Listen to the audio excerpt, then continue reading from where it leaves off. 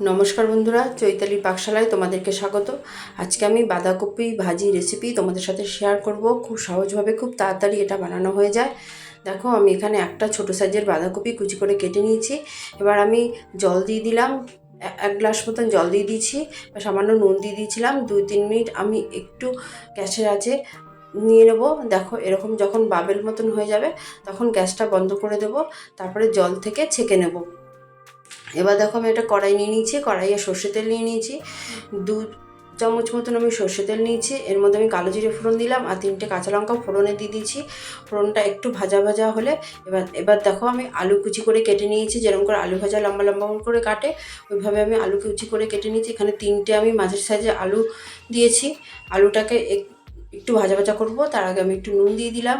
নুনটা দিয়ে আলুটাকে 2-3 মিনিট নাড়াচাড়া করব। তারপরে আমি এই বাঁধাকপিটা দিয়ে দিলাম। এখান থেকে আমি জলটাকে আলাদা করে নিয়েছি ভালো করে, একটুও কিন্তু এর মধ্যে জল নেই।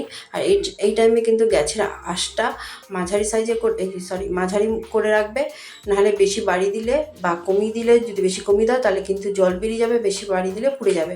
দেখো, এরপর আমি এখানে জিরের গুঁড়ো, ধনের গুঁড়ো, একটু হলুদ দিয়ে দিলাম, পরিমাণ মতনই দেবে। আমি এখানে 1 চামচ মতন জিরে ধনের গুঁড়ো দিয়েছি। এবার দেখো ভালো করে নাড়িয়ে নেব। এবার দেখো, আমি একটু আদা নিয়ে নিলাম, আদাটাকে আমি একটু ঘষে নিচ্ছি, সামান্য পরিমাণেই আদা দিয়েছি। এবার ভালো করে এগুলো একসাথে মিশিয়ে নেব।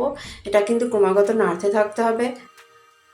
তোমাদের যদি আমার এই রেসিপিটা ভালো লাগে তাহলে তোমরা লাইক, শেয়ার আর সাবস্ক্রাইব করে দিও। দেখো, এবার আমি একটা পেঁয়াজ, ছোটো সাইজের পেঁয়াজ কুচি করে কেটে নিয়েছি। তোমরা চাইলে পেঁয়াজের বেশি বা কম করে নিতে পারো। দিয়ে ভালো করে নাড়িয়ে চাড়িয়ে নিলাম। এই রেসিপিটা খুব তাড়াতাড়ি বানানো হয়ে যায়, বেশি কিন্তু টাইম লাগে না।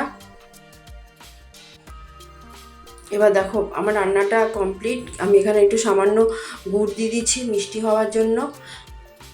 দিয়ে ভালো করে নাড়িয়ে চাড়িয়ে নেবো। আর জিরে ধরে দেওয়ার সময় আমি নুন দিয়েছিলাম, আর নুন লাগবে না। খুব ভালো করে নাড়িয়ে নেব। দেখো, নাড়াচাড়া করার পর দেখো জল কিন্তু বেরোয়নি, ক্রমাগত নাড়তে থাকতে হবে। এবার আমি একটা বাটিতে সার্ভ করে দেখাচ্ছি কেমন লাগে। তোমাদের ভালো লাগে তোমরা সাবস্ক্রাইব করো, বাড়িতে রান্না করে খেও। By friends.